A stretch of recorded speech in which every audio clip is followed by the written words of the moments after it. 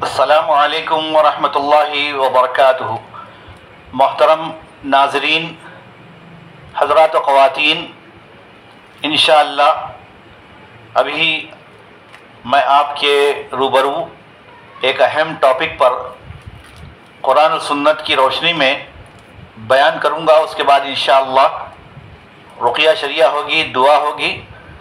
تمام حاضرین سے اور ناظرین سے گزارش ہے کہ خاموشی کے ساتھ اس بیان کو سماعت کریں۔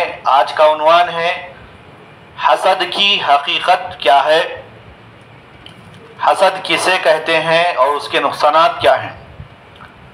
اعوذ باللہ من الشیطان الرجیم، بسم اللہ الرحمن الرحیم۔ قل اعوذ برب الفلق من شر ما خلق ومن شر غاسق اذا وقب ومن شر النفاثات فی العقد ومن شر حاسد اذا حسد۔ اللہ تبارک تعالیٰ نے اپنے بندوں کی رہنمائی، رہبری اور ہدایت کے لیے قرآن کریم کو نازل فرمایا، اور قرآن کریم اللہ تعالیٰ کی آخری کتاب ہے۔ اس کتاب میں اللہ تعالیٰ نے ہر خیر اور خوبی کا ذکر فرما دیا ہے اور ہر شر اور برائی سے بچنے کی تاکید فرمائی ہے۔ چنانچہ قرآن کریم کی یہ دو آخری صورتیں، سورۃ الفلق اور سورۃ الناس، جس کو حدیث میں معوذتین بھی کہا جاتا ہے، یعنی یہ وہ صورتیں ہیں جن سے آپ اللہ کی پناہ حاصل کر سکتے ہیں، اللہ کی پناہ میں آ سکتے ہیں۔ خود اللہ کے نبی صلی اللہ علیہ وسلم پر جب جادو کیا گیا تھا تو حضرت جبرائیل علیہ السلام نے اللہ کے نبی صلی اللہ علیہ وسلم پر انہی دو صورتوں کو پڑھ کر دم کیا تھا، اور حضرت عائشہ ام المومنین رضی اللہ تعالی عنہا اللہ کے نبی صلی اللہ علیہ وسلم جب بیمار تھے اور خود سے پڑھ نہیں سکتے تھے تو ایسے موقع پر بھی حضرت عائشہ رضی اللہ عنہا نے نبی محترم صلی اللہ علیہ وسلم پر سورہ فلق، سورہ ناس پڑھ کر دم کیا ہے۔ تو اس سے بات ثابت ہوتی ہے قرآن و سنت سے کہ کسی بھی بیماری کے لیے، روحانی بیماری کے لیے، نظر بد کے لیے، آصف جن و شیاطین کے لیے، یعنی ان تمام چیزوں سے اپنے آپ کو بچانے کے لیے، محفوظ رکھنے کے لیے یا اس کے علاج کے لیے قرآن و سنت کی تعلیمات اور قرآنی دعاؤں کے ذریعے سے آپ اپنا علاج خود کر سکتے ہیں۔ تو اسی دو صورتوں میں خاص طور سے آپ دیکھیں گے من شر حاسد اذا حسد کا لفظ آیا ہے، یعنی ہم اللہ کی پناہ چاہتے ہیں ہر حسد کرنے والے سے، کیونکہ حسد ایک ایسی بیماری ہے، روحانی بیماری ہے جو دل کو لاحق ہوتی ہے، اور اس شخص میں جس میں حسد جیسا مرض آ جائے بے شمار قسم کے خطرات اور بیماریوں میں مبتلا ہوتا ہے۔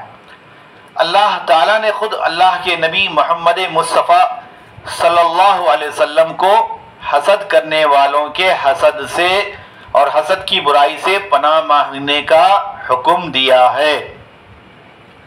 قل اعوذ برب الفلق، اور آپ کہہ دیجئے کہ میں صبح کے رب کی پناہ میں آتا ہوں۔ سورہ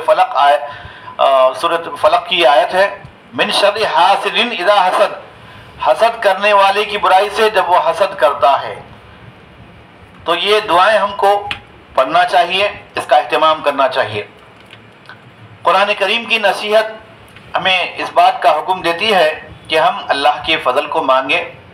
اگر کسی کو اللہ تعالیٰ نے کچھ نعمت سے نوازا ہے تو اس کو دیکھ کر کڑھنے کے بجائے، اس سے حسد کرنے کے بجائے، جلنے کے بجائے ہم کو اللہ کا شکر بجا لانا چاہیے اور اللہ سے اس کا فضل مانگنا چاہیے۔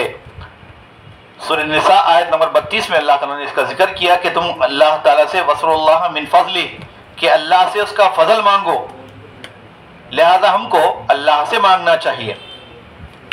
پیارے نبی صلی اللہ علیہ وسلم کا فرمان مبارک ہے، یہ حدیث سنن ابو داؤد میں ہے اور طبرانی میں ہے، جامع صغیر میں ہے، 3 احادیث ہیں پہلی حدیث ہے ابو داؤد کی، اللہ کے نبی صلی اللہ علیہ وسلم فرماتے ہیں حسد کرنے سے دور رہیں، کیونکہ حسد نیک کاموں کو کھا جاتا ہے جس طرح آگ لکڑی کو کھا جاتی ہے۔ یعنی یقیناً حسد ایک ایسی بیماری ہے، ایک ایسا گناہ ہے جس کی مثال دیتے ہوئے اللہ کے نبی صلی اللہ علیہ وسلم نے فرمایا کہ جس طرح آگ لکڑی کو کھا جاتی ہے اسی طرح حسد نیکیوں کو کھا جاتا ہے، لہذا حسد سے بچنا چاہیے۔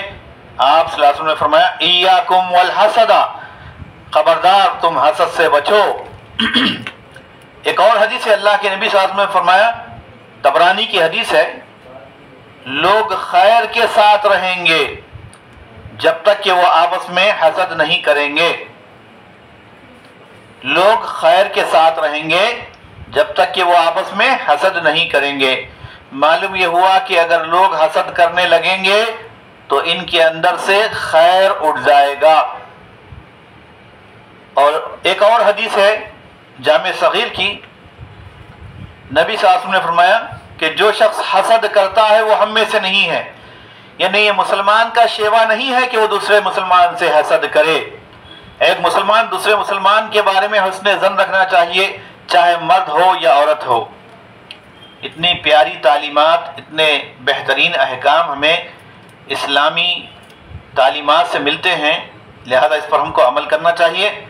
اللہ کے نبی صلی اللہ علیہ وسلم کی یہ تاکید ہے، ترمذی کی حدیث ہے، حدیث نمبر 2434، نبی صلی اللہ علیہ وسلم نے فرمایا، اور سے سماعت کیجئے، کہ تمہارے پاس گزشتہ قوموں کی طرح ایک بیماری آئی ہے، وہ ہے حسد اور جلن۔ وہ مونڈنے والی ہے، میں یہ نہیں کہتا کہ وہ بالوں کو مونڈنے والی ہے،